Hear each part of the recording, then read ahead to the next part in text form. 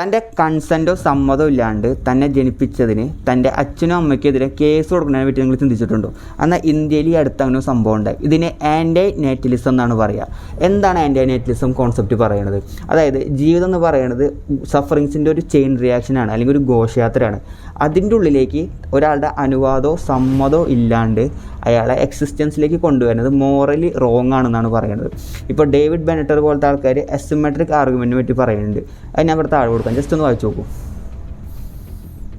അതുപോലെ ആർദർ എന്ന് പറഞ്ഞൊരു ഫിലോസഫർ, ഒരു പെസിമിസ്റ്റിക് ഫിലോസഫർ എന്താ പറയണമെന്ന് വെച്ച് കഴിഞ്ഞാൽ, ജനിച്ചതുകൊണ്ടാണല്ലോ സഫറിങ്സ് അനുഭവിക്കേണ്ടി വരുന്നത്, അതുകൊണ്ട് ജനിക്കാണ്ടിരിക്കേണ്ടതാണ് ഏറ്റവും ബെസ്റ്റ് ഓപ്ഷൻ എന്നാണ്. ഇപ്പോൾ ഞാൻ ഒരു എക്സാമ്പിൾ പറഞ്ഞുതരാം. അതായത് നിങ്ങളുടെ അച്ഛനും അമ്മ നിങ്ങളോട് പറയുകയാണ് നിന്നെ ജനിപ്പിച്ചത് നീ ഒരു അനുഗ്രഹമായിട്ടോ ഗിഫ്റ്റായിട്ടോ കാണണമെന്ന്. അപ്പോൾ ഒരു ആൻറ്റി നാറ്റലിസ്റ്റിക് ആയ ആളെന്താ പറയുക വെച്ച് കഴിഞ്ഞാൽ, ഗിഫ്റ്റ് എന്ന് പറയുന്നത് നമുക്ക് ചൂസ് ചെയ്യാനുള്ള ഓപ്ഷൻ, നമുക്കൊന്ന് ഗിഫ്റ്റ് വേണ്ടെന്ന് വെക്കാം അല്ലെങ്കിൽ വേണമെന്ന് വെക്കാം.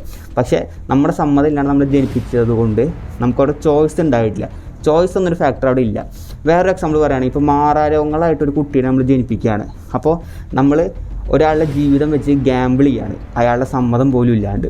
ഇതൊന്നും പോരാനായിട്ട് ഈക്കോ ആൻറ്റി നാറ്റലിസം എന്ന് പറഞ്ഞിട്ടൊരു കോൺസെപ്റ്റ് ഉണ്ട്. അതെന്താ പറഞ്ഞതെന്ന് വെച്ച് കഴിഞ്ഞാൽ, നമ്മളൊരു കുട്ടീനെ ജനിപ്പിക്കുമ്പോൾ ആ കുട്ടി റിസോഴ്സസ് കൺസ്യൂം ചെയ്യും, വേസ്റ്റ് പ്രൊഡ്യൂസ് ചെയ്യും, കാർബൺ ഫുട് പ്രിൻറ്റ്സ് ഉണ്ടാക്കും. അപ്പോൾ the best thing to do എന്ന് പറഞ്ഞു കഴിഞ്ഞാൽ ആ കുട്ടീനെ ജനിപ്പിക്കാണ്ടിരിക്കുകയാണ്.